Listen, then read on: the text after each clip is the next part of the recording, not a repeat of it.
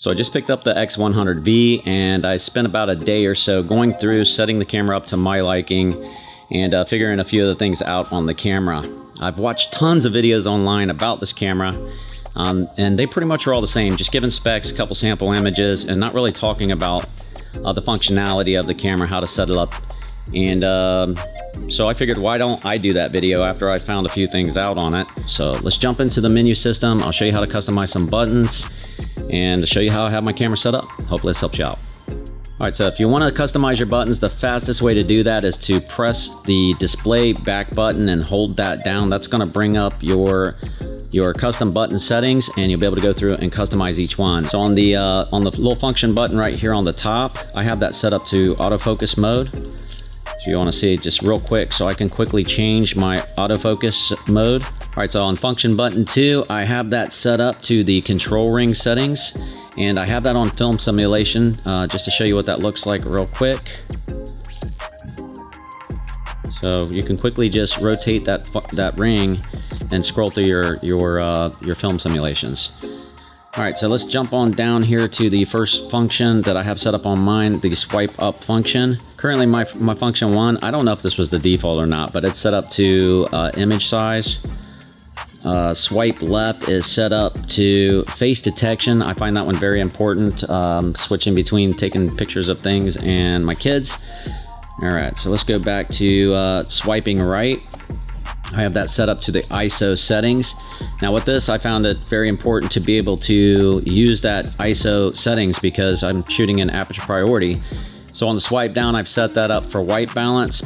And on the auto exposure lock and the autofocus lock, I've left that at default. I may change it to something else in the future.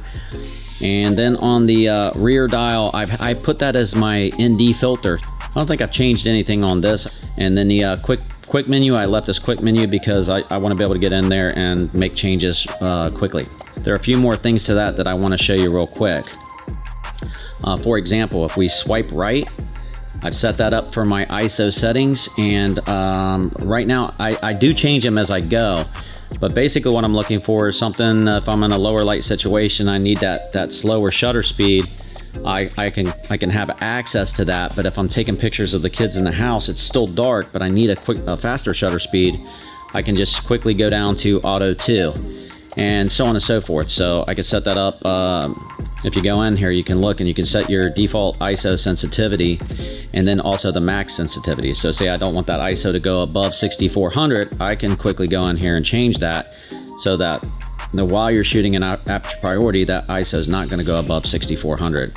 And also set the minimum shutter speed. You could literally go in here and set each and every one of these up to the max so that no matter what the lighting situation is, you have that ability to be able to get the shot. I believe a sharp image that has some grain is better than a blurry image all day long. I'm a little shaky, so if I'm shooting pictures of product or something, I want at least an 80th of a shutter speed. But if I got a little motion in the picture, I want to go ahead and I'll go down to ISO 2, my minimum shutter speed up to 250. So now I can, with some motion, I can still get a sharp, crisp image. All right, so let's go ahead and jump over to ISO Auto 3. And this one right here, I have a minimum shutter speed of 500. And once again, the other settings can be right there. So just very quickly, if you know you want to freeze that action and you know you need to be at least 250 to do so, or 500 if you want to play it safe. If you need more than that and you're outside or you're in good lighting or whatever and the conditions call for it and you want more control, you can always just jump up real quick and move your dials. Here's another quick tip on this, if you will. So say we're using a shutter speed of 500, you can use this rear dial right here to fine tune that 500. Don't just think you have to go 1000, 2000, 4000. Yeah, I've got all of the dials set up to A. I've got the shutter speed set up on the A, the ISO. You just click this dial up right here, bring it on into the A. And I'll show you later right here, but on the aperture ring, I also have set it to A. Now you don't have to do that. You can manually switch it to the aperture, but I've set this front command dial up so I can change my aperture here on the front command dial along with my exposure compensation. So I just find it real quick. If I want to change that aperture, I can just press in my command dial and now I can control my aperture. And if I want to go back to my exposure compensation, I press it one more time and I can go to my exposure compensation.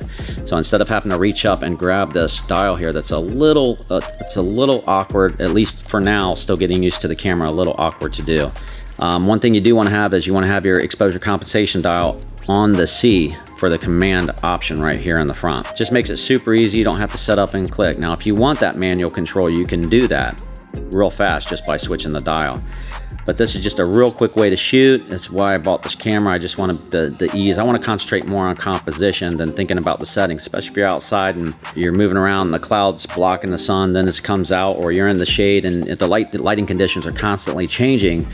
I like for the camera to be able to control some of that. Having control of your exposure compensation allows you to quickly dial in what you want your exposure to look like. So that's why I like it. And I just think overall shooting this camera this way is going to make me a better photographer, so that's why I've set it up that way. Let me go ahead and show you real quick how I've set this up. So when you put your aperture in the A mode right here, you want to jump into your menu. Let's go down to the little wrench icon. We're going to come over, we're going to go to button dial settings. Keep going. On your aperture ring settings right here, this command, its default is set to auto. If you change that over to command, while you have this set into the A position, now you're going to be able to actually use your command dial to change your aperture. I think there was one more thing I had to change to make this work. I don't know 100%, but I'm going to go ahead and include it just in case. So under the wrench icon, on the button dial settings, page 1, it's command dial settings. Go ahead and go into there, and on that first setting, shift right, you'll see that I've set that to aperture. Let's go ahead and go back. And on the second one, I've set that up for exposure compensation. So real quick, that's how I'm getting that to work. So A on the shutter speed, A on your ISO, A on your aperture ring, C on your exposure compensation. And if you go through and set those settings, like I said, very quickly, let me just show you real quick here. All right, so if I want to change my exposure compensation, you can see right here I can just rotate the dial and change my exposure compensation. Now if I want to go ahead and change my aperture, all I have to do is press that in, and now I'm changing my aperture. Now all of the auto settings are keeping everything dialed in for me so that the exposure's right.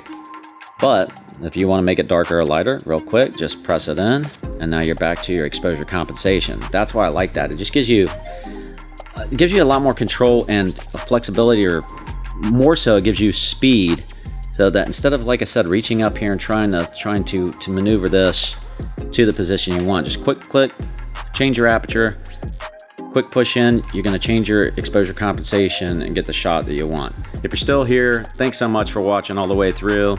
If the video was helpful to you, go ahead and leave us a like, and if you want to see more from us, go ahead and hit that subscribe button. I'd greatly appreciate it. I will be doing more videos on this camera. We'll see you guys next time.